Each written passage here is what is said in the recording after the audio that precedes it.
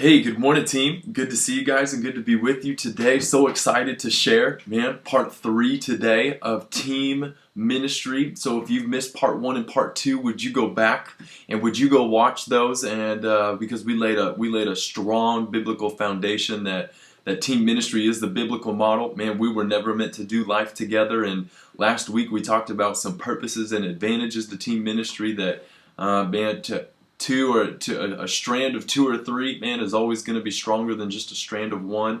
Man, we're meant to cover each other's backs, and so today I want to talk about some principles or some practices of team ministry, and I'm just going to give you one today, and it's going to be based around this idea of commitment, and so it's simply this: a key to the success of team ministry is commitment.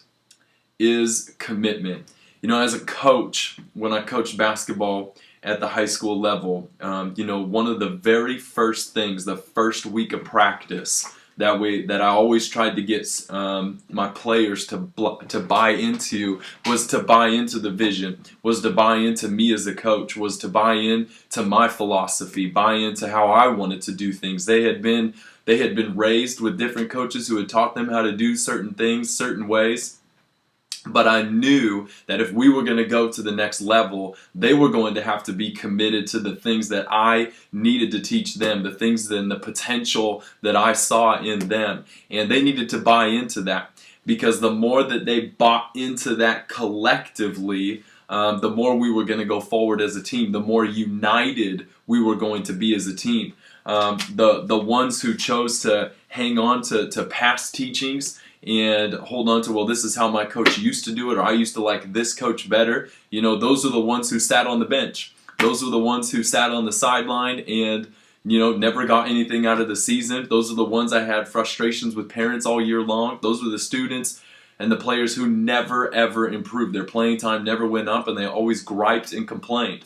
And in hindsight, as I reflect back on that, it's because they weren't committed. They weren't committed to the vision, and more selfishly, they weren't committed to the team. It didn't really hurt my feelings that they didn't buy in, because honestly, it was their loss. We went all the way to the state championship, so obviously myself and the rest of the coaching staff knew what we were talking about. We knew what it would take to build a winning team, and because they didn't buy into that commitment, they missed out, and I think that principle is true of our team, and that's something that we've got to grab a hold of, that as we do life together, the success of what we do together will always be measured by the level of commitment that we share with one another, the level of commitment to always be there for each other. The level of commitment, on a Wednesday night, how excellent are we going to perform? The level of commitment in our daily devotionals, the level of commitment to submit and to serve one another.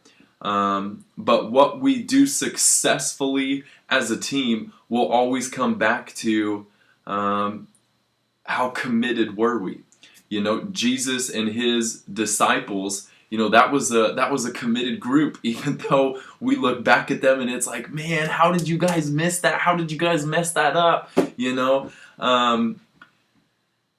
But they were committed, and I think of even Peter, after one of Jesus's really hard sayings, and I can't remember the reference, but he says, Lord, look, we have given up everything to follow you. We've given up everything. There was this idea of total commitment. Think about the rich young man who came up to Jesus and said, I obey all the commandments. I do all the right things. And Jesus, and it says, out of love, told him, man, you need to go and sell everything you have, give it to the poor, and then come and follow me. There was another level of commitment that he was challenging this rich young man to follow Jesus in. And so can I just encourage us today, man, let's be committed followers, first of the gospel, okay, first of the message. Let's team up with the coach. Let's team up with Jesus. but then let's unite together, because man, the more committed we are together, the more committed we are to the vision of presenting the reality of God to a watching generation, man, the more successful we're going to be in ministry and outside of ministry. Man, let's be committed to each other in our friendships, and let's continue to just pray for one another, lift each other up. And so, man, so good. Come on, so good. Let's be committed. Love you guys. I'm praying for you today, and looking forward to seeing some of you tonight, and but the rest of you tomorrow at service. So love you guys. Have a good day. Peace.